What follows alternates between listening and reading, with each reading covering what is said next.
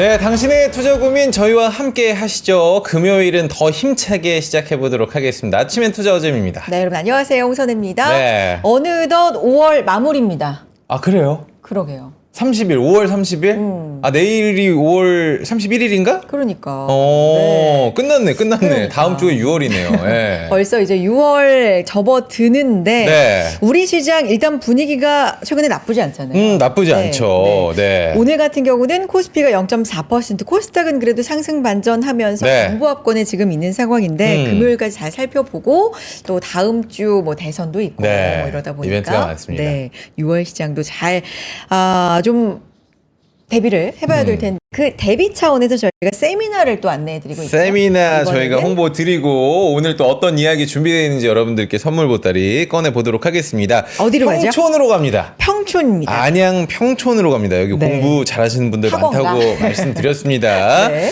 자, NH투자증권 평촌 WM센터 오프라인 특별 세미나 준비하고 있고요. 익숙한 얼굴들이 출연을 하십니다. 우리 이혁진 차장님 그리고 구혜영 차장님께서 저성장 저금리 시대의 채권 투자 전략 그리고 국내 주식 투자 전략 아이디어를 여러분과 함께 이야기를 나눠보도록 하겠습니다. 6월 11일 수요일입니다. 오후 4시부터 6시까지고요. NH투자증권 평촌금융센터 장소 확인해 주시고요. 이혁진 차장님, 구혜영 차장님 요 듀오로 네. 세미나 굉장히 또 성황리에 마무리했었는데 저 구차장님 좀 보고 싶다니까요. 한번 모셔보도록 방송에서 하겠습니다. 그러니까 네. 저희가 추후에 또 모셔보겠지만 네. 오프라인으로 현장에서는 또 직접 어떤 얘기 해주실지 지난번 세미나도 반응 참 좋았다고 하니까 네. 이번에도 평촌 신청해 주세요. 오프라인 통해서 좀 실전 투자 전략 함께 보셨으면 좋겠고 날짜 자체가 6월 11일이면 네. 요 시기 한번 생각해 봤거든요. 일단 대선 마무리 됐고 됐고 7월 뭐 이렇게 앞에 있고 그렇죠. 뭐 관세 얘기 계속 있을 거고 우리 시장 지금 어쨌든 요 시점으로는 분위기 나쁘지 않고 네. 하반기 앞두고 있고 굉장히 여러 가지 측면에서 전략 필요할 때거든요. 뭔가 기대감과 우려가 이렇게 좀 마주치고 그러게. 있을 것 같아요. 맞아요. 관세 곧 유예 끝나면 어떻게 하지? 그치만 우리 대선 좋았잖아. 뭐 이런 기대감들. 뭐 6월 네. 11일 요 중요한 시점에 또 열리는 세미나니까 여러분 더더욱 좀 많이 참석해 주시고 링크 통해서 네. 신청해 주시면 되겠습니다. 개인적으로 저는 어제 사전 투표를 하고 왔습니다. 하셨어요? 야, 저는 근데 사전 투표를 좋아하긴 하거든요. 네. 일찍 숙제를 끝내는 느낌이라 어제 갔는데 저는 사전 투표 줄이 그렇게 길었던 걸 처음 봤어요. 열기가 좀 한 20분, 30분 넘게 기다렸다가 저도 투표를 하고 나왔는데 오후 10시 투표율 지금 들어오기 전에 보니까 역대 최단 시간 1,000만 명이 지금 야. 넘게 투표를 하셨다고 하더라고요. 그러니까 유권자가 한 4천만 좀 넘는다고 하니까 4명 중 한 분이 이미 투표를 마쳤다. 여러분들 소중한 한 표, 뭐 누굴 지지하든지 소중한 한 표 버리지 그럼요. 말고 투표를 좀 부탁을 드려보도록 하겠습니다. 저도 요 방송 끝나고 이제 할 예정인데 네, 사전 투표, 뭐 본 투표 어쨌든 소중한 한 표 어디로 행사하고. 가는지는 밝히지 않고. 그럼. 네. 자, 오늘 알겠습니다. 이야기 시작해 보겠습니다. 자, 저희가 오늘 네. 대선 얘기, 사전투표 얘기를 하는데, 네. 야, 대선 주자들의 공약을 보니까 이 얘기가 빠지지 않고 다 들어가 있습니다. 어떤 얘기요? 연금 개혁하겠다.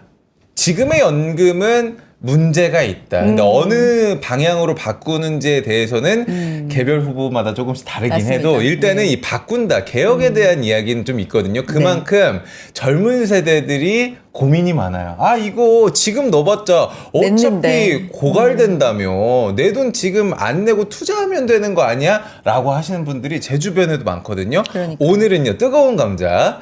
이 연금, 국민연금에 대해서 이야기를 해보도록 하겠습니다. 국민연금 건강보험 전략 설계하면 또 우리 방송에서 이분이잖아요. 홍스타? 그러니까 네. 홍스타 모셔보겠습니다. NH투자증권 김찬웅 차장님 어서 오세요. 안녕하세요. 네, 안녕하십니까. 반갑습니다. 네. 오늘 수트 차림으로 또 오셔서 네, 맞습니다. 뭔가 뜨거운 감자니만큼 중요한 얘기 해주시지 네, 열심히 않을까 준비했습니다. 생각 드는데 일단 인사 부탁드려요. 네. 네, 반갑습니다. 오늘은 국가가 내 돈을 떼먹는다는 불신을 넘어서 국민연금과 건강보험 우리 편으로 만들기 위해서 실전 중심으로 말씀드리도록 하겠습니다.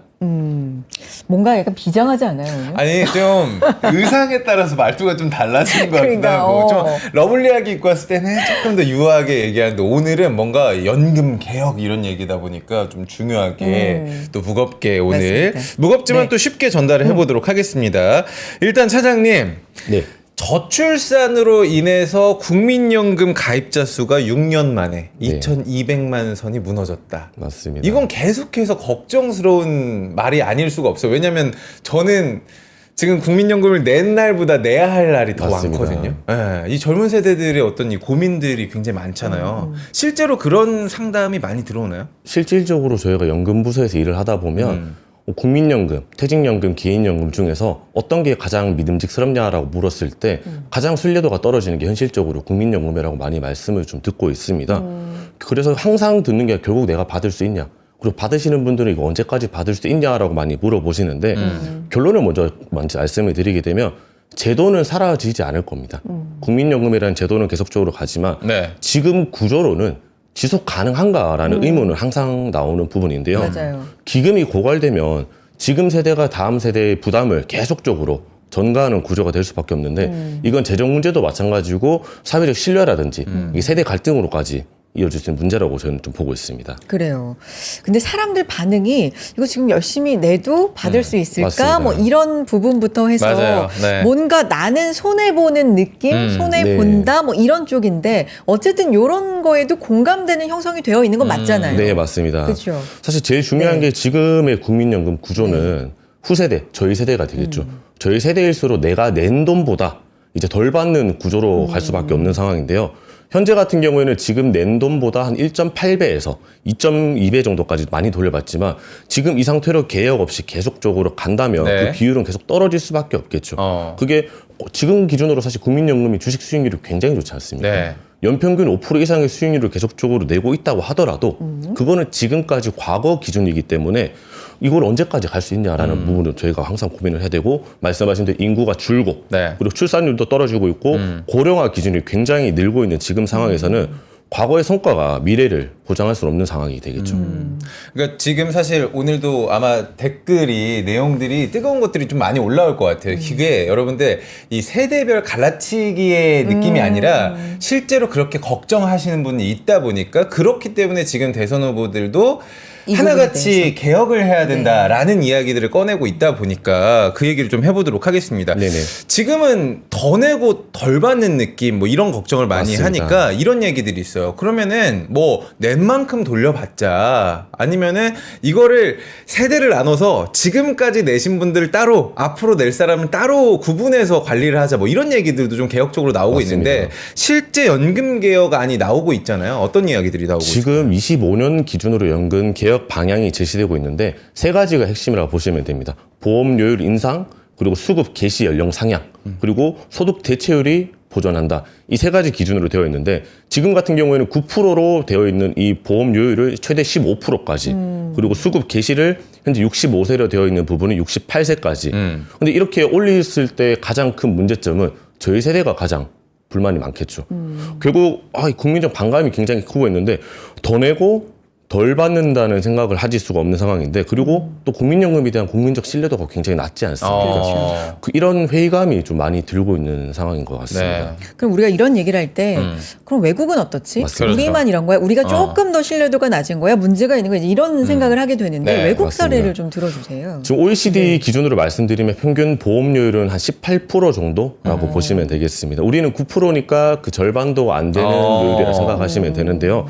근데 그 나라들은 이미 연금 제도에 대한 고착화라든지 그런 굉장히 신뢰도가 높은 상황이지만 아직까지도 우리는 연금 기금 운영에 대한 뭐 투명성 논란이라든지 뭐 정치적 이용, 이런 다양한 이제 이슈들이 있기 때문에 국민들이 좀 국민연금에 대한 신뢰도가 많이 떨어져 있는 상황이지 않을까 싶습니다. 그러면 이제 다음 질문 넘어가기 전에 차장님, 그러니까 선진국이 지금 뭐 제도도 투명하고 오랫동안 우리나라에 비해서 해왔고, 그럼 우리가 그걸 좀 답습을 하거나 벤치마킹을 하게 되면은 좋은 쪽으로 가지 않을까라는 생각이 있거든요. 결국 그런 벤치마킹을 하기 위해서 지금 나와 있는 것들이 국민연금 개혁이라고 보시면 되는데, 그거를 받아서 맞습니다. 지금 그 국민연금을 개혁할 때 사실 가장 큰 문제점은 2080년 정도에 고갈이 된다고 하는데, 그러면 그 고갈된 이후에 어떻게 할 건지에 대한 계획은 아직 안 나와 있습니다. 지금 국민연금 개혁이라는 게 과거 거의 몇십 년 전에 한번 하고 지금 일어났기 때문에 계속적으로 조금 빨리 좀 바꿔나가는 방면이 계속 중요하겠지만 이 국민연금을 사실 건드리는 게 굉장히 힘들지 않습니까? 맞아요. 이번에도 굉장한 반발과 문제가 많이 발생을 하고 있지만 이거를 좀 지속적으로 할 수 있는 그런 정책들이 좀 나와줬으면 좋을 것 같습니다. 자, 그러면은 지금 납부하는 사람 입장에서는 네네. 우리가 어떻게 해야 돼? 지금 들으시는 분들이 나이대가 다 다르실 거예요. 그럼요. 20대도 있고 40대, 50대도 있고 받는 분들도 계실 것 같다는 느낌이 들어서 지금 내고 있는 납부하고 있는 사람들 입장에서는 어떻게 전략을 좀 짜볼 수 있을까요? 사실 현실적으로는 빨리 가입을 해야죠. 빨리 가입을 해야 된다. 빨리 가입을 하고 가능한 많이 납부하는 게 유리하다고 보시면 되는데요. 왜냐하면 기금 고갈 전까지 수급권, 우리가 말하는 연금 수급권을 최대한 키워놓는 게 중요합니다. 그리고 연기 수령, 임의 가입, 뭐 추납, 제도적 장치들이 굉장히 많이 있는데 이 부분들을 적극적으로 이용해야 되기 때문에 저는 오늘 이 내용을 좀 중점적으로 말씀을 좀 드리려고 하고 있습니다. 수급권을 일단은 좀 확보해 놔야 맞습니다. 되는 연금권이랑 이제 맞습니다. 같은 연금을 받을 때 계산하는 공식이 있습니다. 네. 뭐 A값 곱하기 근속 연수, 납입 기간 이런 다양한 공식들이 있는데 네. 그런 공식들은 다음에 제가 또 기회가 된다면 자세하게 말씀드리기 때문에 네. 오늘은 가장 중요한 내가 지금 받을 수밖에 없는 국민연금을 내 선택에 따라서 어떻게 바꿔서 받을 수 있냐에 대해서 제가 중점적으로 말씀을 드리겠습니다. 네. 처음에 이제 저는 회사원으로 사회생활을 한 게 아니라 이제 뭐 알바부터 시작을 해가지고 뭐 프리랜서 이런 식으로 하다 보니까 어느 순간 제가 연금이라는 게 제 계좌에서 나가게 되더라고요. 가입을 해야 되고 그런 것들에 대한 공부도 사실 굉장히 부족한 상태로 국민연금을 가입을 하게 된 케이스인데 이게 누구나 알다시피 소득이 있으면 강제적으로 내야 되는 이 강제권이 있는 네, 맞습니다. 구속력이 있는 좀 그런 제도잖아요. 네, 맞습니다.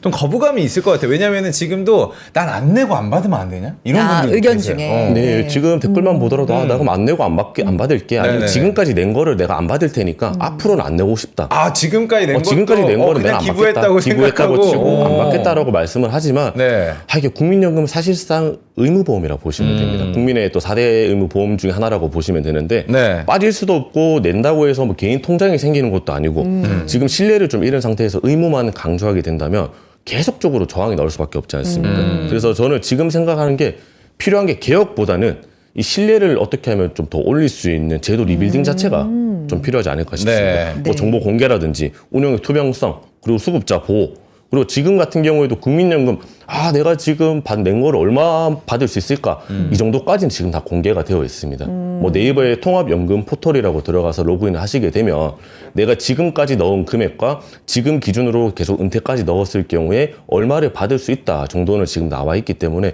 어느 정도의 정보의 공개성은 되어 있지만 그 나머지 부분에 대해서는 저희가 좀 풀어나가야 될 숙제가 아닐까 싶습니다. 그리고 조금 더 얘기하고 그렇죠. 이제 네. 다음으로 넘어가 볼 텐데 지금 말씀해 주신 것처럼 얼마나 내고 얼마나 받는지 이런 부분이 사실 우리한테는 피부로 와닿는 게 궁금해요. 제일 중요하잖아요. 내긴 내. 그쵸? 근데 이게 뭐 사실 어느 정도 받을 수 있어야 예측이지만 그걸 믿을 수 없다라는 맞습니다. 분들도 많기 때문에. 그러니까 이런 부분이 이제 좀 구체적으로 우리가 알 수 있는 부분들 틀을 좀 제시해 주시면 좋을 것 같은데 네, 요거 알겠습니다. 좀 가볼까요? 실제적으로 이제 국민연금은 지금 이게 60세부터 또 조기 수령도 가능하고 1년 안 당길 그렇죠. 때마다 네. 6%씩 가는 부분이 있는데 제일 중요한 게 위에서 말씀드린 것처럼 국민연금은 의무보험입니다. 맞아요. 그리고 보험의 성격을 띠기 때문에 저소득층이 조금 내더라도 최저연금 수준을 보장하려는 취지가 좀 있습니다. 네네네. 근데 여기서 약간 역설이 발생을 하죠. 연금을 가장 많이 받는 방법은 어떤 게 있을까요? 아까 빠르게 가입을 빠르게, 하면 많이. 네. 반대로 말씀드리면 오래 살아야 됩니다. 받을 나이를 맞습니다. 그렇죠. 오래 살지 않으면 손해라는 구조로 되어 있는데 네. 평균 수명보다 내가 오래 살지 못하고 돌아가시는 경우에는 당연히 내가 낸 것보다 못 받는 문제는 생길 수가 있습니다. 뭐 이런 건 너무 어두운 어떻게 얘기지만 할 수 없는. 어떻게 할 수 그죠? 없다. 어떻게 할 수 없고 참. 맞습니다. 그렇기 위해서 네. 사실 이런 나의 건강을 그러니까요. 저희가 확답을 내릴 수는 없지 않습니까? 시청자분들께서 저한테 몇 살까지 살 거예요? 물어보면 저는 사실 150살까지 살고 싶습니다. 아유 너무 오래 산다. 하지만 쉽지는 않겠죠. 네네네. 그러기 때문에 그 수령 시점에 나의 건강 상태를 체크를 해서 네. 선택할 수 있는 두 가지가 있는데 네. 바로 조기 수령과 연기 수령이라는 두 가지 조기 제도가 수령, 있습니다. 연기 수령이요. 맞습니다. 네. 지금 기준으로 편하게 말씀을 드리면 계산이 편하게 60세라고 그냥 가정을 했을 때에는 네. 60세부터 65세 기준으로 60세부터 조기 수령이 가능합니다. 5년을 땡겨서 받을 수 있다는 점이죠. 근데 5년을 당겨서 받을 때 당연히 빨리 받으면 페널티를 줘야 되지 않겠습니까? 그렇죠. 그 페널티가 1년에 6%씩 내 연금을 깎아서 줍니다. 1년 앞당길 때마다 맞습니다. 6%씩. 6%. 아, 그럼 이게 5년이니까 최대 30%까지 깎여서 내가 받게 돼. 네. 100만 원 기준으로는 70만 원만 계속 들어온다 생각하시면 되는 거죠. 그리고 반대로 내가 65세 수급권인 상태에서 5년을 연장했을 때에는 내가 뭔가 받아야 되지 않습니까? 내가 빨리 안 받고 늦게 받았으니까 그 정보는 7.2%씩 더 줍니다. 이건 또 유리하네요. 나쁘지 않습니다. 연기를 하면 맞습니다. 7.2%씩 1년에. 1년에 7.2%의 수익이 100% 보장되어 있는 상품이라고 봐도 무방한 거죠. 괜찮네. 나쁘지 않습니다. 지금 기준금리가 또 2.5%까지 내려갔지 않습니까? 네. 그런데 그러면 여기서 저희가 또 수학적으로 계산을 한번 해봐야 되는 네네네. 부분이 그러면 빨리 받는 것과 늦게 받는 거의 장단점을 비교할 때 그럼 몇 살까지 살아야 될 것이냐. 와, 멋있다. 부러운가? 기본기 연습과 스트로크 훈련에 1532시간을 투자해 갖게 된 리듬이다. 나의 드럼도 나의 자산도 투자로 키운다. 나는 투자한다. 나는 성장한다. NH투자증권. 더 중요한 내용 네. 바로 한번 들어가 보도록 하겠습니다. 찬호 씨, 네네. 왜 멈춰 계셨어요 화면에서? 화면에서 제가 깜짝 놀라고 있었습니다. 얼음 이렇게 되게 계셨는데 맞습니다. 저희가 언제 받는 게 유리하냐 그러니까. 그 얘기를 좀 하다가 중요한 얘기 끝난 거 아니고 이제부터 또 다시 시작할 맞습니다. 거예요, 여러분. 네. 다시 시작하겠습니다. 그래서 아까 뭐 83세에서 86세 네네, 맞습니다. 이렇게 말씀해 주셨잖아요. 네네. 그러면 정확하게 우리가 이렇게 얘기해서 될지 모르겠지만 언제까지 살아야 손익분기점 뭐 이런 네, 거. 손익분기점이 그러니까. 진짜 이게 사실 사람의 생명을 손익이라고 말씀드릴 수는 그러니까. 없지만 그렇죠. 네. 그렇지만 국민연금을 저희가 네. 말씀을 드리면서 그래도 정확한 정보를 말씀드리는 게 좋기 때문에 맞아요. 댓글에서도 말씀드린 내용이 그래서 언제까지 살아야지 내가 이득이냐라고 물어보시는 분이 맞아요. 계시더라고요. 네. 결국 그렇게 내가 86세보다 초과해서 이제 생존을 하신다면 나는 연기연금을 신청하는 것이 이득이다. 하지만 내가 85세보다 조금 일찍 이제 하늘나라 가신다면 나는 조기연금을 오히려 받으시는 게 더 이득일 수 있다라고 생각을 해주시면 되는 거죠. 야 그걸 누가 어떻게 아무도 모르죠. 그렇기 때문에 사실 쉽 쉽지 않습니다. 그러니까요. 그래도 이 연기 수령 같은 경우에는 좀 여유가 있는 분들은 선택을 많이 하실 것 같아요. 맞습니다. 결국 내 퇴직금이 60세 보통 퇴직을 하시고 65세에 연금을 수령하신다면 그때 5년과 그리고 그 뒤에 5년까지 내가 10년 정도의 체력이 있었을 때 나는 연금을 늦게 받겠다라고 대부분 하기 때문에 오히려 여유 있는 사람이 더 유리한 구조자라고 저희가 말씀을 드릴 수 있는데 네. 어떻게 보면 이게 불평등일 수는 있지만 그래도 조기연금이라는 제도가 두 가지가 있기 때문에 어떻게 보면 되게 공평하다라고 볼 수가 있는 거죠. 그러니까 선택을 하실 수가 있고 나는 좀 조기에 받아서 이거 뭐 금리 어떻게 될지도 모르고 우리 통화 가치 언제 떨어질지도 모르는데 나 빨리 받아서 다른 투자하고 싶다 하시는 분들은 조기 수령도 가능하신데 아니다 난 좀 늦게 받아서 이율 좀 더 좋게 받고 싶다 하신 분들은 네, 또 맞습니다. 늦게 이 선택폭이 좀 넓다라고 말씀을 드릴 수 있을 것 같습니다. 근데 여기에는 뭐 건강, 또 맞습니다. 수명 이런 변수가 모든 변수들이 당연히 다 포함되는 그러니까요. 거죠. 있는 네. 거고 어쨌든 재정적 체력이 좀 필요하다. 맞습니다. 이것도 맞는 거고요. 네. 네, 그래요. 그러면 이 부분으로 좀 가볼까요? 네, 일하면서 돈 벌면 연금도 깎인다. 맞습니다. 그런 제가 이야기가 있습니다. 지금 조기와 연장 수령을 말씀드린 게 이 부분이라 생각하시면 됩니다. 네. 우리가 우리의 건강과 수명은 저희가 선택을 할 수는 없지만 네. 우리가 퇴직을 하고 제2의 인생, 재취업에 대한 부분은 내가 선택을 할 수 있는 부분이지 않습니까? 근데 여기서 우리가 국민연금을 받을 때 신경 써야 되는 부분이 바로 조정, 지급 제도라고 생각하시면 됩니다. 65세 이상이고 연간 근로 사업 자금이 뭐 3천만 원 정도가 넘으면 네. 연금의 일부가 삭감이 됩니다. 그러니까 내가 돈 벌면 삭감이 맞습니다. 되는 거예요? 맞습니다. 그래서 예를 들어서 월 뭐 309만 원을 초과해서 버는 분은 네. 많이 벌었으니까 연금 덜 줄게. 이런 구조로 되어 있는데 그렇지만 우리가 또 연말정산 해보시면 아시겠지만 네. 우리가 돈을 벌면 근로소득 세액공제, 소득공제가 들어가지 않습니까? 그렇죠. 이런 것들을 그냥 기본 공제만 제외를 했다고 보면 실질적으로는 세전으로 월급의 약 410만 원 그리고 연소득으로는 한 4,900만 원 정도 초과했을 경우에는 감액이 된다고 생각하시면 됩니다. 내가 받아야 되는 금액이 감액이 되는 거죠. 아, 근데 이게 현실적으로 보면 이제 65세 이상이고 예를 들면 월 309만 원 초과해서 버는 분은 이제 깎인다. 뭐 네. 이건데 요즘 65세 이상 굉장히 건강하시거든요. 저희 어머니 아버지가 맞습니다. 아직도 일을 하시고 일 많이 하시고. 맞습니다. 근데 어쨌든 이거 그래서 좀 불만이 있을 수밖에 없는 제도 맞습니다. 아닌가 싶긴 한데. 이렇게 만약에 네. 퇴직을 하고 제2의 인생을 정말 멋지게 살아가시는 분들은 당연히 선택이 연기를 해야겠죠. 이렇게 제가 연기에 대한 필요성을 말씀드리는 게 이 연기를 해야지 내 국민연금에 대한 수급권을 조금 더 안전하게 지킬 수 있는 부분이 있고 그리고 사실 이게 국민연금 자체가 모두에게 공평한 것보다는 공정성으로 인해서 낸 만큼 다 줄게라기보다는 소득 재분배 원리가 적용할 수밖에 없는 제도가 약간의 어떤 사회보장 제도 같은 느낌이네요. 맞습니다. 네. 어쩔 수 없이 그렇게 돼 있지만 우리가 깎였을 때 항상 듣는 게 깎인 거 너무 억울한데 언제 돌려받냐 너무 화난다 국가가 나한테 해준 게 뭐가 있냐라고 말씀을 하지만 깎인 금액이 영원히 사라지지는 않습니다. 이게 뒤에 내가 퇴직 후에 정말 정확하게 연금을 수령받을 때에는 원래 받아야 되는 금액이 당연히 회복이 되고 네. 깎인 금액도 그 뒤에 정산을 해서 조금씩 더 주는 구조로 되어 있기 때문에 100% 깎여서 소멸되는 제도는 아니다. 그리고 내가 퇴직을 하고 65세에 내가 재취업을 했지만 70세, 80세까지 일을 할 수가 있지 않습니까? 네네. 너무 억울하지 않습니까? 그래서 최대 감액 기간은 5년이라고 생각하시면 됩니다. 5년까지만 감액을 하고 5년이다. 맞습니다. 5년 뒤에 내가 일을 하고 있더라도 그래도 5년 정도 감액을 시켰으니까 오케이 모든 페널티는 다 부여했기 때문에 정확하게 드리겠다라고 되는 거죠. 야, 이거 제대로 알고 계신 분들이 그러니까. 얼마나 되실까요? 맞습니다. 무조건 깎인다, 깎인 거를 돌려받지 못한다 이렇게만 생각하시는데 깎이더라도 나중에는 돌려받을 수 있고 그 다음에 5년까지만 깎일 수 있기 때문에 특히 저희가 또 고객님들 많이 미팅하다 보면 기술이나 공공기관이나 이런 회사 쪽에서 기술을 하시는 분들은 네. 워낙 재취업을 많이 하시지 않습니까? 재취업에 대한 두려움이 굉장히 크십니다. 내 연금 어떻게 되냐? 근데 이런 부분을 저희가 말씀을 드리면서 정확하게 인지를 하시게 되면 재취업에 대해서 연봉 협상이 이런 부분을 좀 더 적극적으로 할 수 있는 부분. 그러면 차장님, 감액이 되는 기간이 5년. 네. 그리고 뒤늦게 조기 수령 말고 우리가 이제 뒤늦게 받는 수령이 또 5년이라고 했잖아요. 맞습니다. 그거를 결합을 하면은 좀 유리하게 가져갈 수 있는 부분이 아닌가요? 실질적으로 65세에 내가 재취업을 해서 5년을 연장하게 된 70세까지 네. 일을 연장을 할 수 있지 않습니까? 근데 70세 뒤부터 내가 일을 계속 하고 있다. 그럼 그때부터 또 깎입니다.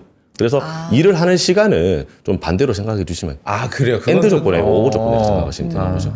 그러니까 들으면 들을수록 이게 알면 맞습니다. 조금이라도 유리하게 어쨌든 네. 전략을 세워볼 수 있겠다 싶긴 한데 이게 정확하게 아는 분들 그렇게 많지 않을 것 같아요. 저도 사실 이게 100% 항상 연금이라는 게 조금씩 바뀌기 때문에 저도 이거 준비한다고 새로 공부를 좀 그래요? 그래요. 계속적으로 맞아. 업데이트가 좀 돼야 되는 부분이라 생각하시면 네.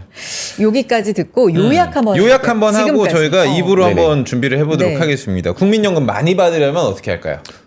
제일 중요한 게 일찍 시작해야죠. 일찍 시작해라. 그리고 오래 내고 오래 살아야 됩니다. 가장 오래 중요한 내고 세 번째. 오래 살아야. 네, 그리고 수령 시기, 그리고 소득 구조까지 빨리 받냐 늦게 받냐 내가 재취업을 어떻게 하냐에 대해서 잘 설계하신 다음에 이런 내용을 보신다면 사실 선택 하나로 거의 수천만 원 이상의 차이가 날 수도 있기 때문에 국민연금을 항상 꼭 받기 전에 네. 연금 전문가에게 상담을 한번 받아보시는 게 좋을 것 같습니다.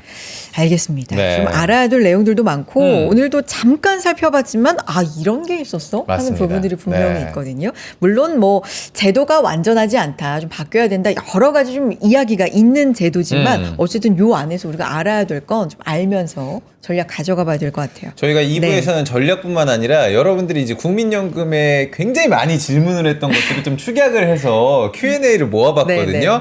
어디 가지 마세요, 여러분들. 금요일이잖아요. 기분 좋게 잠깐 광고 듣고 오도록 하겠습니다. 광고 타임! 멋있다.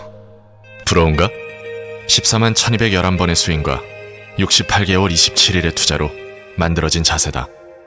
나의 테니스도 나의 자산도 투자로 키운다. 나는 투자한다. 나는 성장한다. NH투자증권. 네, 아침엔 투자 함께하고 계시고요. 오늘 김수환 차장의 홍스타와 함께하고 있는데 네. 연금, 국민연금 뭐 앞서서 허인코도 뭐 뜨거운 감자다 했는데 그죠? 뭐 앞으로 어떻게 바뀔지 그리고 논란이 좀 많은 부분이긴 하지만 지금 상황에서 우리가 알아야 될 건 또 있어요. 그렇습니다. 몰랐던 게 참 네. 많네요. 지금부터는 Q&A 중심으로 좀 해본다고요? 그렇습니다. 네. 이제는 또 어떻게 전략적으로 접근해야 되는지에 대해서 맞습니다. 한 번 더 살펴보고 Q&A 저희가 몰아가지고 제가 좋아요. 질문을 해보도록 하겠습니다. 네.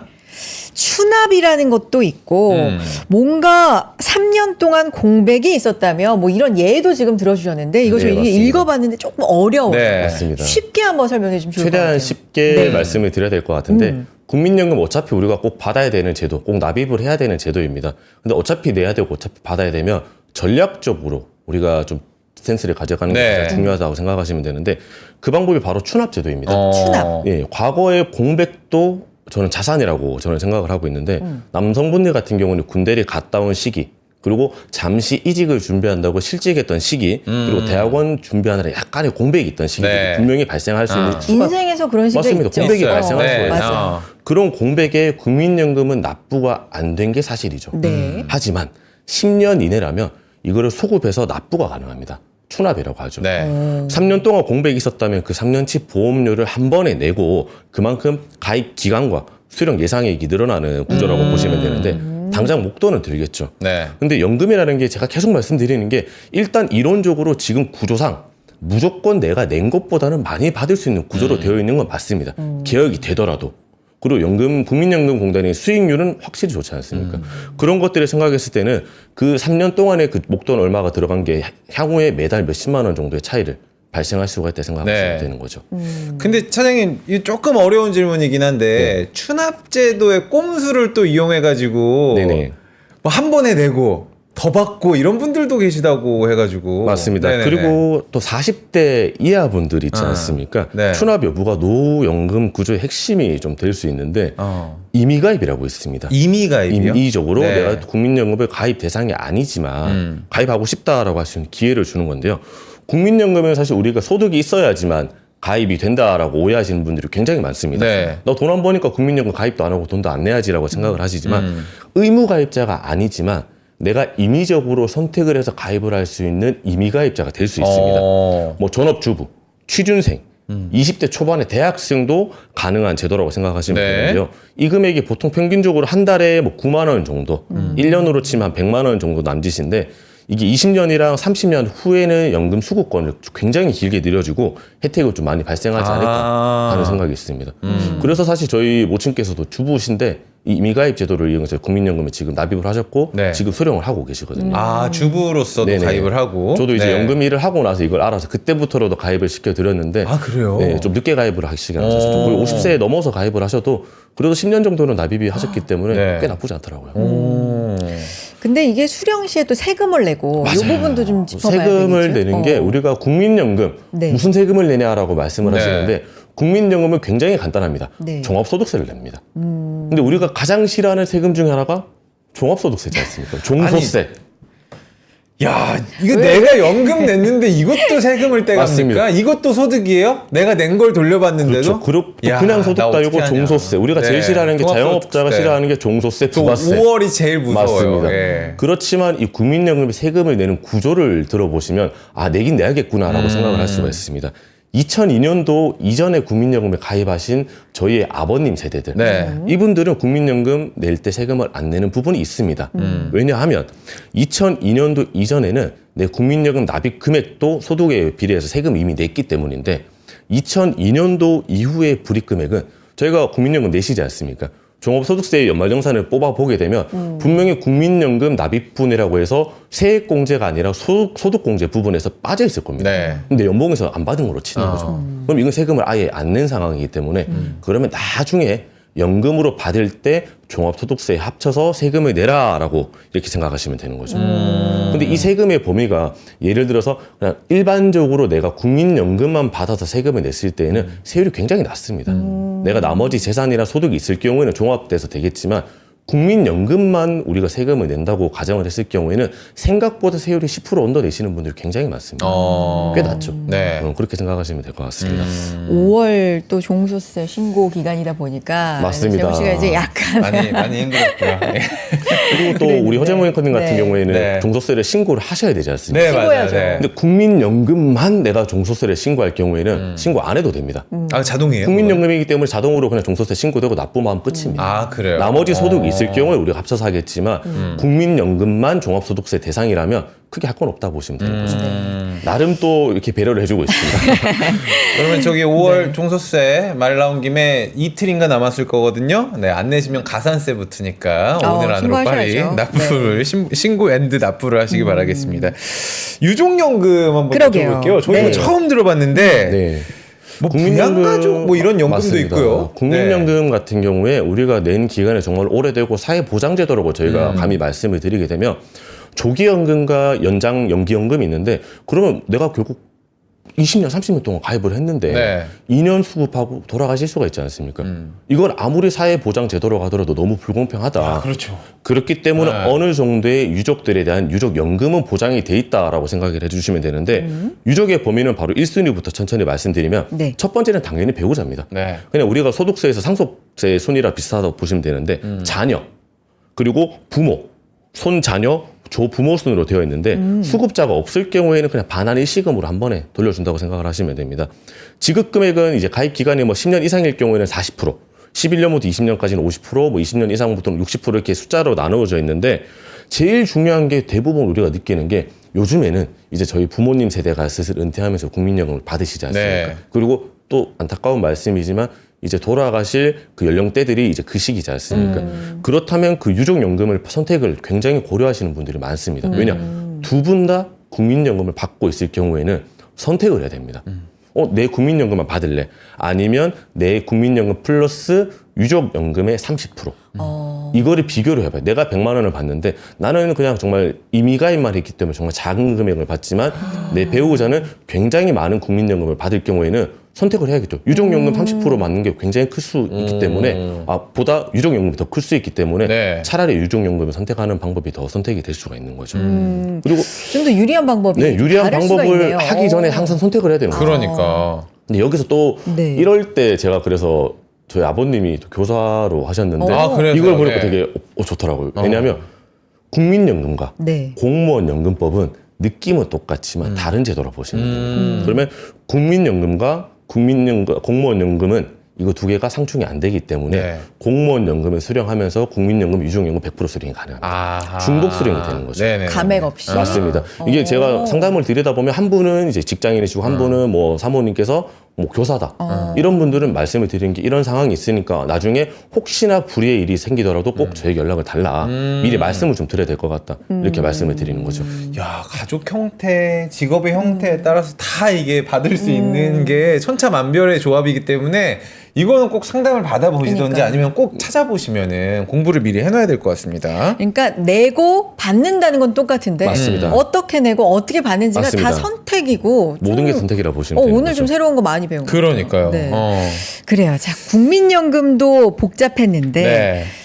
건보료 얘기를 좀 이제 해야 될 것 같아요. 어려워라. 건보료 얘기. 그러니까 건강보험은 진짜 조금 더 미로 같은 느낌이 있거든요. 맞습니다. 네. 이거 어떻게 책정이 되고 뭘 기준으로 삼는지 이거부터 한번 볼까요? 건강보험료가 저는 사실 아직까지 신경을 안 쓰는 상황이지만 네. 왜냐하면 저는 직장가입자로 방에 빠져있기 때문에 그렇죠. 어차피 원천 징수가 되지만 제가 몇 년 전부터 굉장히 스트레스 받더라고요. 왜요? 부모님께서 이제 지역가입자로 들어갈 수 없는 전환이 상황에서 되시니까. 네. 제가 보다 보면서 나도 연금 일을 하고 있으니까 공부를 해봤는데 와 이렇게 복잡하고 이렇게 머리 아프고 이렇게 화가 나는구나 라고 생각할 수 있는 제도라 보시면 되는데 제가 말씀드린 것처럼 가장 먼저 구분해야 되는 게 직장가입자냐 지역가입자냐 지역가입자냐. 선택을 하시면 되는 두 네. 분은 지역가입자 저는 되어 지역가입자로 있지 않습니까? 되어 직장가입자는 월급의 일정 비율이 있는데 지금 뭐 7.9%, 7.09% 정도 돼 있는데 이거를 회사와 우리가 반반 내고 있습니다. 네. 국민연금도 회사가 반틈 내주지 않습니까? 하지만 지역가입자는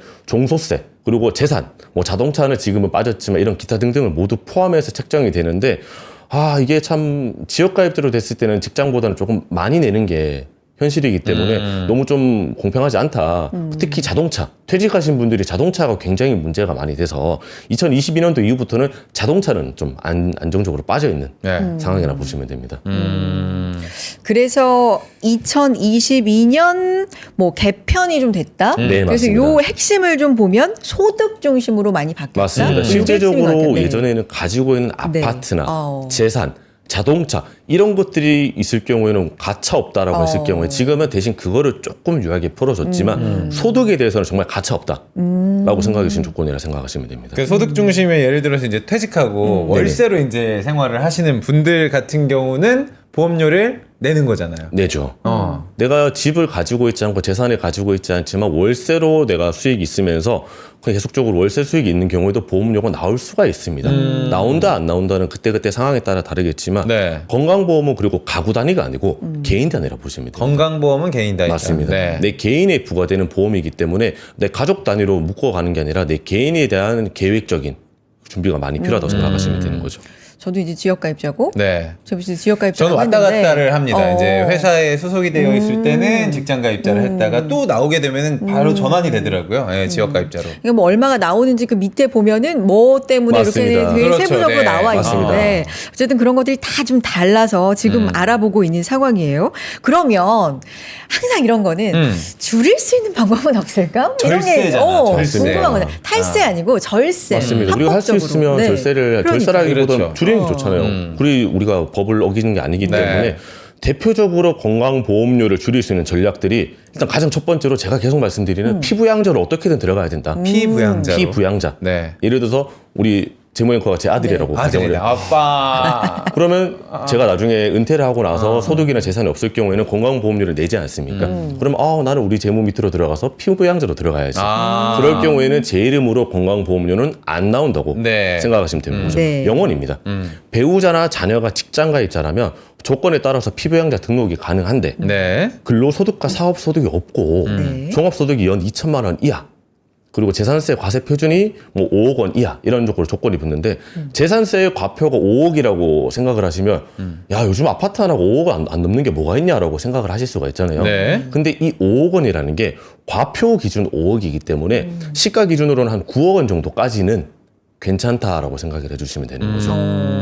근데 여기서 제일 사실 저도 머리가 아파지는 게 연 2천만 원 종합소득이라고 되어 있는데 네. 굉장히 머리가 아파지는 예전에 사실 군인연금, 공무원연금 이런 분들이 2천만 원 당연히 넘었겠죠. 네. 그리고 과거에는 이 종합소득 기준이 3천만 원이었습니다. 근데 우리가 국민연금만 받아서 실제적으로 3천만 원 이상 받을 경우에는 이건 회장도 못 받는다고 예전에 한번 말씀드렸지 않습니까? 지금 구조상. 네. 근데 2천만 원을 이하로 내림으로 인해서 실질적으로 내가 국민연금만 받았는데도 2천만 원이 넘는 분들이 굉장히 많이 나오고 있습니다.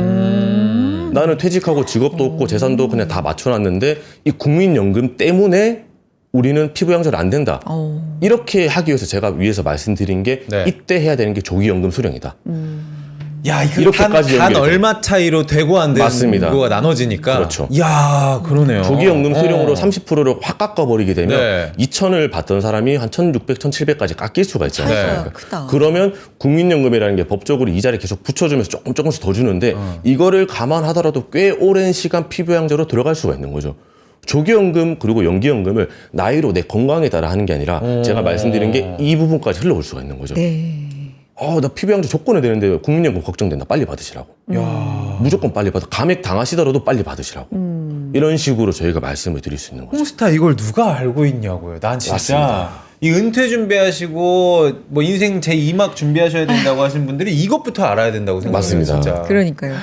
이제 또 부부는 각각 확인해야 될 게 또 있는 거 아니에요? 맞습니다. 네. 그리고 소득 요건과 재산 요건이 있는데 소득이 방금은 제가 2천 네. 이상일 경우에는 재산세 과표가 9억, 시가총액이고 9억이라고 네. 말씀드렸는데 소득이 1,000만 원 이하이신 분들이 있지 않습니까? 이런 분들은 이제 과표가 9억. 그러니까 시가로 따지면 15억까지도 충분히 되기 때문에 내 종합 소득에 대해서 우리가 확인을 하시면 되는데 네. 저도 사실 이걸 모르고 있다가 아침에 저희 회사 세무사님께 여쭤봤는데 저한테 해당이 되더라고요. 뭐예요? 아침부터 저도 분노를 한바탕 하고 왔는데 소득 요건과 재산 요건이 있지 않습니까? 네. 근데 만약에 남편과 와이프 중에 남편이 재산 요건이 불충족을 했다. 그러면 남편은 당연히 피부양자 조건이 떨어지겠죠. 그렇지만 부인은 피부양자가 됩니다. 네. 재산 요건은 그 사람에 대한 부분이기 때문에. 네. 근데 소득 요건으로 들어가게 되면 한 명이라도 내가 이걸 안 됐을 때는 두 명도 안 됩니다. 그래요? 예를 들어 저희 그 부모님을 예를 들면 저희 부모님께서 둘 다 일을 하시다가 네. 모친께서 이번에 일을 그만두셨는데 네. 저는 너무 신나서 이제 피부양자 등록하고 연말정산에 재택을 받아야지 했는데 이걸 보고 순간 저희 아버지가 3천이 넘으시거든요. 그럼 부부가 교사셔서 전화해서 이거 혹시 우리 아버님이 지역가입자인데 소득 요건으로 지역가입자다. 우리 어머니 이번에 퇴직하셨는데 내 밑에 달고 싶다. 안 된다. 그래서 굉장히 분노가 나 있는. 그렇구나. 저도 이거는 생각해보니까 이게 나한테 지금 해당이 되는 거구나. 소득 요건과 재산 요건 확실하게 구분하셔야 됩니다. 네. 네. 잘못하다가 한 분 때문에 나머지 한 분이 같이 지역가입자로 빠질 수가 있는 거죠. 요것 좀 확실하게 굉장히 차이가 꼼꼼하게 나요. 국민연금을 확인을. 네. 그래서 빨리 받아라는 그러니까. 게 이 한 분 2천만 원 넘어서 둘 다 빠지게 되면 자녀 이름으로 피부양자 2명이 날아갈 수가 있습니다. 저는 솔직하게 조금 더 어려워져요. 왜냐? 연금 전문가도 오늘 아침에 오늘을 확인한 들었다. 내용이 있는데 맞습니다.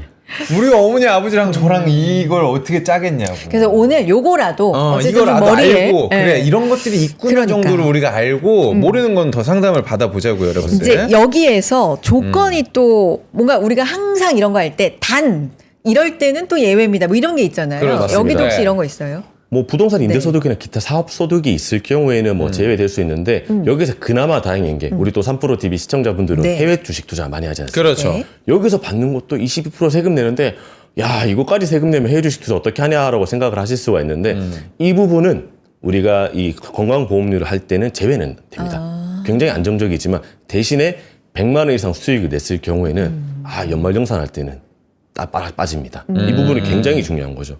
그리고 소득 분산을 하고 또 저희 이제 부모님 세대 고령자의 경우에는 이자 배당 소득 같은 경우에는 한 사람 명의로 몰아받으면 네. 이거 제가 말씀드린 대로 2천만 원 넘으면 소득 요건이지 않습니까? 같이 빠지고 굉장히 소득 건강보험료가 많이 나올 수 있기 때문에 금융소득 분산은 정말 필수라고 생각하시면 되고 종합소득세 신고나 분리과세나 신고 타이밍만 잘 조정해도 굉장히 절세를 많이 할 수 있는 거죠. 야, 이거 진짜 못해도 진짜 뭐 수십만 원에서 수백만 원까지 절세가 될 맞습니다. 수도 있겠네요, 이거는. 그리고 재산 네. 같은 경우도 우리가 대부분 있으신 분이 집 하나 가지고 있고 이걸 내가 월세 받아서 퇴직할 때 써야지 하시는 분들이 있으면 그 아파트나 집을 임대사업자로 전환을 하게 되면 그 금액의 세금을 좀 비용 처리가 되면서 하는 부분이 있기 때문에 네. 오히려 좀 소득을 줄일 수 있는 요건이라 생각하시면 됩니다. 뭐 그리고 장기 보유 공제, 뭐 비과세 혜택 이런 것도 다 들어가기 때문에 오히려 좀 임대사업자 전환도 한번 고려해 보시는 게 좋을 것 같습니다. 아우 따져볼 게 너무 어렵다, 많다. 진짜. 너무 어렵습니다. 네. 저도 말하면서 지금, 어려워서 사실 제일 좋은 거는 이 방송을 들으시고 네. 그러니까. 댓글을 저희가 올라가지 않습니까? 네. 댓글로 남겨주시면 제가 댓글로 남겨드리는 거예요. 계속 그러면 상담을 계속 댓글도 좀 해드리는 거예요. 남겨주시고 지금 댓글 말고 방송에 올라오고 난 다음에 거기에 댓글에 남겨주시면 저희 클립 올라갈 맞습니다. 때 저희 또 댓글로 회사 좀 너무 남겨주시죠. 세무사도 같이 해서 같이 좀 상담을 도와드리겠습니다. 그러면 이 정도로 저희가 정리를 하고 Q&A 많이 지금 항상 들어오는 것들에 대해서 질문 답변으로 저희가 한번 꾸며보도록 하겠습니다. 네네. 시청자분들 그리고 창구에 워낙 또 현장에 오래 계시니까 현장에서도 많이 이런 질문 올 것 맞습니다. 같거든요. 저는 지금 30대 중반입니다. 국민연금 말고 뭘 더 준비를 해야 될까요? 뭐 이런 질문이 오면 어떻게 대답을 해주시나요? 지금 저희 연금 부서에서 항상 아침에 투자 나와서 말씀드리는 게 3층 연금이라고 말씀을 드리고 있는데 맞아요. 네. 3층 연금이 바로 국민연금, 퇴직연금, 개인연금이라고 생각하시면 됩니다. 이 세 가지 연금 3층 전략이 기본이라 생각하시면 되는데 그렇지만 국민연금은 우리가 운용을 못합니다. 어차피 알아서 해주지 않습니까? 잘하리라 믿고 저희는 응원을 한 걸로 하고 그리고 IRP나 연금저축에는 계속적으로 말씀드린 절세 전략이 가장 중요한 거죠. 절세를 할 때는 ETF나 연금저축에는 안정형으로 하는 혼합형 해외 펀드나 이런 쪽으로 포트폴리오를 조금 짠다면 국민연금과 최대한 비슷하게 간다 생각하셔도 네. 괜찮습니다. 국민연금 포트폴리오 항상 공개되지 않습니까? 한 타임이 늦지만 따라간다는 느낌으로 저는 그렇게 추천을 좀 하고 있습니다. 한 타임이 늦어도 국민연금 따라가는 느낌으로만 맞습니다. 가도 전 국민연금을 못 믿는다면 저는 오렌 버핏이 그냥 그대로 따라가는 거 어떻겠냐. 워렌 버핏을 다 오픈되지 않습니까? 네네네. 분기마다 오픈되는데 저는 그 분기 늦더라도 그 정도 따라가는 거라면 장기적으로 10년, 20년은 충분히 따라갈 수 있지 않을까 하는 생각이 좀 있습니다. 저희 뭐 이제 나오셔서 연금 3층 전략도 알려주신 적이 맞아요. 있기 네. 때문에 네, 맞습니다. 네, 앞선 영상들 좀 참고해 보셔도 좋을 것 같고 다음 질문 좀 볼까요? 건보료 너무 많이 나오는데 줄이는 현실적인 팁은 댓글에서도 네. 건보료가 제일 무서워하는 그러니까요. 댓글들도 있었거든요. 네. 건보료가 너무 많이 나온다. 이거 줄이는 폭탄이다. 팁 좀 줘라라는 얘기를 해주셨습니다. 네. 건보료가 사실 많이 나온다고 고민하는 부분은 대부분의 분들이 퇴직을 하고 처음 이제 받아보기 시작하는 순간 회사 지원금이 사라지지 않습니까? 맞아요. 와 이게 뭐지라고 이걸 들고 오시는 분들이 있습니다.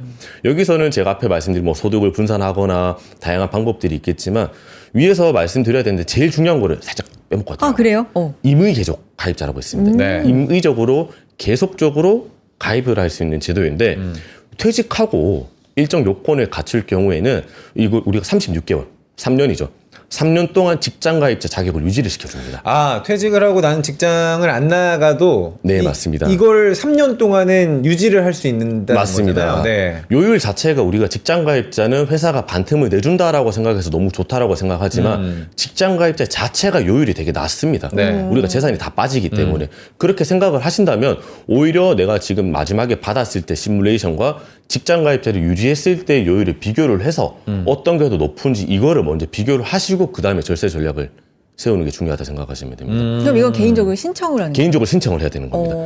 퇴직하시고 무조건 1년 안에 1년 안에. 네, 신청을 하세요. 그러면은 퇴직하기 전에 이런 설계가 꼭 필요하겠네요. 맞습니다. 제가 네. 지금 항상 많이 하는 게 지금 임금 피크 제도가 많이 네. 유행을 하고 있지 않습니까?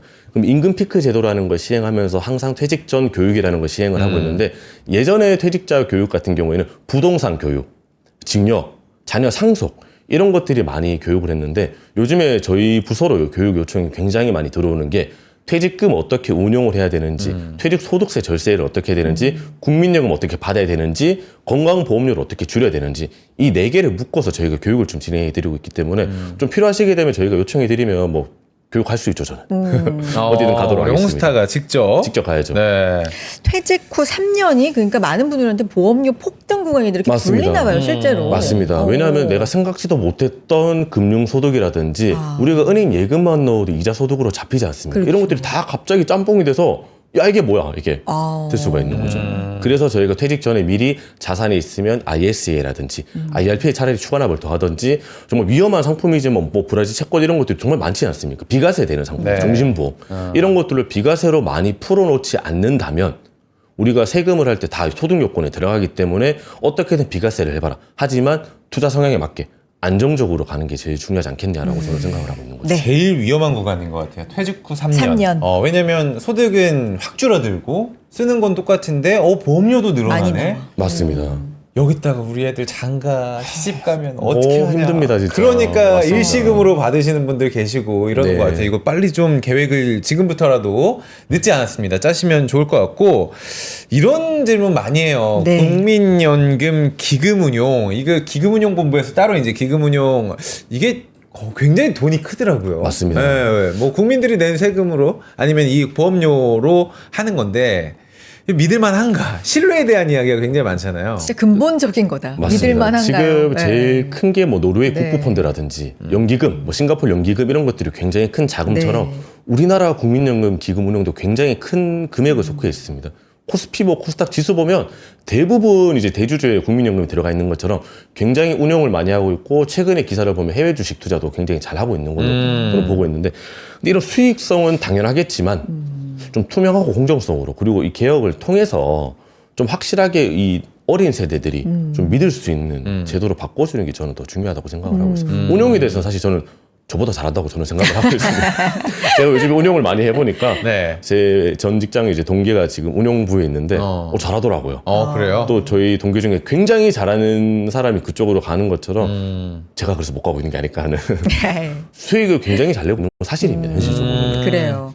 홍수단이 뭐 굉장히 설명 좋다고 네. 지금 댓글도 올라오고 있는데 그러면 저희가 이제 많이 올라오는 질문 중심으로 이제 또 드릴 건데 방금 올라온 질문이 있어서 혹시 요것도 해결 가능할까요? 오, 좋다. 하늘호수님이 국민연금 4년 정도 내다가 이직하게 됐는데 사학연금 내고 어머나, 있는데 네. 연금 개시 시점에 그럼 국민연금은 못 받나요? 받으려면 아까 추납 얘기해 주셨잖아요. 지금 이게 추가납이. 공적연금이라는 게 다양하게 있지 않습니까? 네. 우리가 사학연금, 공무원연금, 맞아요. 국민연금 이렇게 되어 있는데 네. 이게 공적연금 연계제도라고 있습니다. 연계제도. 오. 네. 뭐 예를 들어 직업군인으로 내가 10년을 했다. 직업군인 10년 하면 연금 안 나오지 않습니까? 20년 해야지 직업군인 같은 경우는 연금이 그렇죠. 나오는데 20년 근데 쳐야지. 내가 퇴직을 하고 국민연금에 가입을 해버렸다. 그러면 나중에 이걸 합산으로 연계해서 같이 받을 수가 있는 거예요. 이게 자동으로 연계가 연계 되는 신청을 겁니다. 해야 됩니다. 연계 신청을 또 따로 하셔야 맞습니다. 되고. 그리고 연계 신청 조건이 네. 퇴직한 날로부터 5년 이내에 신청을 해야 됩니다. 그리고 연금 개시 요건은 제가 지금 저도 약간 헷갈리는데 이게 너무 네. 어렵다 보니 그게 근속 기간이 지금 4년이실 경우에 해당이 되는지 안 되는지 제가 바로 체크를 확답을 드릴 수 한번 있는 것 해봐야 같은데 되겠어요. 네. 그 4년 이상이 만약에 해당이 된다라면 5년 안에 신청을 해야지 됩니다. 제가 알기로 한 10년 이상 근무로는 알고 있는데 한번 저도 네이버에 한번 확인하시면 바로 좀 빠르게 나올 수 있고 공적 연금 네. 연계제도라고 치시면 바로 나오고 있습니다. 아니면은 우리 하늘호수님 아까 우리 말씀하신 것처럼 저희 개별 클립 올라갈 네네, 때 맞습니다. 저 댓글 남겨주시면은 홍스타가 오늘 약속을 했기 때문에 바로 또 자세하게. 말씀드릴게요. 제가 AS까지 좀 부탁을 좀 알겠습니다. 드려보도록 하겠습니다. 공적 연금 연계제도 맞습니다. 어쨌든 그 부분은 좀 한번 알아보시면 좋을 것 같고 다음 질문 갈까요? 지금 저희 그 사실 지금 난희최님께서도 얘기를 하셨고 네. 저희가 Q&A도 있어요. 네. 이 건보료 모의 계산 네네. 계산을 미리 좀 해볼 수 있냐? 왜냐면 네. 준비를 해야 되니까. 네. 네, 가능하죠. 그런 질문 왔을 때 어떻게 답변을 또 해주세요? 지금 건강보험공단 홈페이지에서 민원 서비스라고 있습니다. 그리고 모의 계산, 그리고 보험료 모의 계산 순으로 들어가시게 되면 네. 여기 안에서 내 건강보험료 재산이라든지 차량이라든지 이런 것들 다 넣게 되면 차량은 지금 빠져 있으니까 빼겠지만 다 넣게 되면 내 건강보험 점수가 나오는데 그 점수 단위당 곱하기 뭐 340원 이런 식으로 곱해져서 한 달 보험료가 나오는 부분이 좀 있다 생각하시면 됩니다. 자 그러면은 건강보험공단 홈페이지 민원 서비스 들어가셔서 거기서 모의 계산 클릭하시고 보험료 모의 계산 들어가시면은 맞습니다. 자세하게 아마 설명이 돼 있을 겁니다. 맞습니다. 거기다가 이제 본인의 숫자를 넣고 계산해 보면은 대략적으로 얼마 정도 지금 건보료가 나올 수 있는지 모의 계산이 지금 할 수 있다고 하니까 그걸 한번 참고를 해보시면 좋을 것 같아요. 그리고 지금 댓글로 올라오신 것 중에 퇴직 후 건보료 계산은 국민연금, 개인연금, 퇴직연금 합산되나요라고 네. 물어보고 네. 저게 사실 제일 궁금하실 겁니다. 나 퇴직금 연금으로 받으면 건드리는 거 아니냐 하는데 건보료를 건드리는 것에 대한 소득 요건은 국민연금만 들어갑니다. 우리가 개인연금, 퇴직연금 내가 넣은 내 돈이지 않습니까? 네. 이거는 사적연금이기 때문에 건보료 산정 기준에 사적연금은 빠진다고 보시면 돼요. 영향이 없구나. 영향이 네. 없습니다. 근데 궁금한 게 우리가 사적연금을 받을 때 개인연금 그리고 내가 납입했던 세액공제 받은 부분과 퇴직연금 나중에 이자 부분 받을 때는 1,500만 원 이하로 받아라고 말씀드리지 않습니까? 넘으면 종합과세로 넘어간다라고 되어 있는데 종합과세로 가더라도 종소세에는 포함이 되지만 건보료는 건드리지 않습니다. 공적연금만 건보료에 합산이 되기 때문에 사적연금은 편하게 좀 수령을 하셔도 될 것 같습니다. 알겠습니다. 좋습니다. 또 아우, 다음 질문. 네. 다음 질문 뭐 가볼까요? 마지막 질문 한번 가볼까요? 저희가 약간 그 시스템에 그 로딩이 있었잖아요. 네네네네. 약간 그래가지고 오늘 조금 아우, 네, 좋습니다. 더 네. 하고 있습니다. 조금만 더 가볼게요. 음. 국민연금 납부 유예하고 IRP만 넣는 건 어때요? 이 부분도 많이 좀 궁금해하세요. 납부 유예를 해버리고 그냥. 그러니까. 맞습니다. 지금 만약에 퇴직을 하시고 네. 소득이 없을 경우에는 내가 국민연금 가입 대상에서 빠져버리지 않습니까? 나 그러면 안 넣겠다. 이건 당연합니다. 근데 하지만 국민연금을 보다 IRP로 운용을 하겠다라고 생각하시는 것의 가장 큰 단점은 국민연금은 종신입니다. IRP는 내가 기간에 정해야 되죠. 네. 국민연금으로 종신으로 받는 게 종신이 좋다 나쁘다로 말씀드릴 수는 없지만 이 종신 동안 물가 상승률을 자동적으로 반영해주면서 이 정도로 많이 주는 거는 아직까지 우리나라 연금 제도에서는 국민연금이 최고다. 네. 라고 생각해 주시면 되겠습니다. 실질적으로 우리가 개인연금, IRP, 퇴직연금 다 시뮬레이션 돌려보면 시뮬레이션 하는 거의 가장 큰 기본값은 내가 넣은 금액입니다. 굉장히 쉽습니다. 내 넣은 금액 나누기 10년 하면 내가 1년 동안 받는 게 나오고 20년, 30년 하면 되는데 국민연금은 대신에 그 안에서 종신으로 나오면서 금액은 줄어들겠지만 물가 상승분은 100% 반영을 해주기 때문에 네. 충분히 저는 메리트가 있는 제도라 생각하고 있습니다. 그렇군요.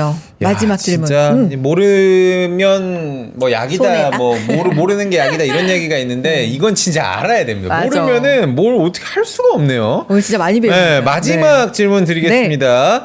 부모님 피부양자 등록이 가능한지 아까도 저희가 사실 이것 때문에 절세를 할 수 있냐 없냐를 맞습니다. 얘기를 하셨는데 피부양자 조건이 위에 말씀드린 대로 소득 요건과 재산 요건 두 가지를 이제 다 보셔야 되는데 소득 요건은 만약에 해당이 안 된다면 피할 방법이 없습니다. 뭐 소득 요건의 기준에서 이자라든지 이런 것들은 당연히 피할 수 있겠지만 내 소득에서 뭐 아예 받는 연금 소득 이런 것들은 못 피하지 않습니까? 그런 것들은 어쩔 수 없지만 재산 요건은 충분히 피할 수 있다고 생각하시면 되는 거죠. 알겠습니다. 부모님 피부양자 등록 가능 여부까지 이 조건들 좀 살펴보시면 좋을 것 같고 오늘 사실 저희가 계속 그런 얘기 많이 몰랐어요. 몰랐던 거 알았어요. 왜 이렇게 어려워요 이랬는데 오늘 내용들 요것만 일단 쫙 정리해 보시고 기억을 하셔도 메모해놓고 그러니까. 조금 더 여러분들이 더 나에게 맞는 걸 찾아보시면은 진짜 도움될 것 같아요. 왜냐면 그러니까요. 신청 안 하면 또 안 되는 것들도 맞아요. 있다 보니까 본인이 좀 여러분들 공부를 좀 우리가 더 해야 되지 않을까라는 생각을 하면서 우리 홍스타 오랜만에 마무리 말씀? 왔는데 오늘 뭐 많은 말씀해 주셨는데 맞습니다. 어떤 부분들 좀 마무리로 해주실까요? 실제적으로 제가 오랜만에 나와서 연금보다는 오히려 가장 궁금해하는 국민연금 그리고 건강보험을 주로 말씀을 드렸는데요. 네. 결국 이 두 가지가 먼저 선행이 돼야지 개인연금, 퇴직연금까지 더 완벽하게 이루어질 수 있기 때문에 기본적으로 꼭 해야 되는 부분, 어렵지만 꼭 챙겨야 되는 부분은 꼭 챙겨보시기를 바라겠습니다. 언제든지 저는 AS 해드릴 테니까 댓글 남겨주시면 언제든지 상담 도와드리겠습니다. 친절한 네, 홍스타님. 우리 대구에서 네. 또 여기까지 올라와 주셔가지고 네, 그러니까요. 내용도 정말 빡빡하게 준비를 해주십니다. 맞아요. 네, 홍스타 너무 감사드립니다. 김창훈 차장님 다음에 봬요. 네, 감사합니다. 네, 고맙습니다.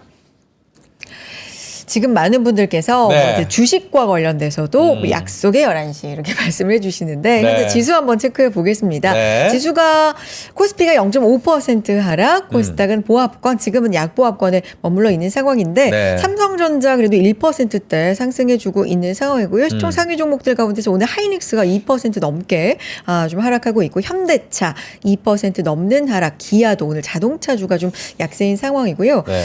오늘 뭐 앞에서도 계속 들으셨겠지만 관세 관련돼서 관세 제동이 걸렸다가 항소하고 관세 다시 살아나고 그렇죠. 뭔가가 어지러워요. 굉장히 그러니까요. 네.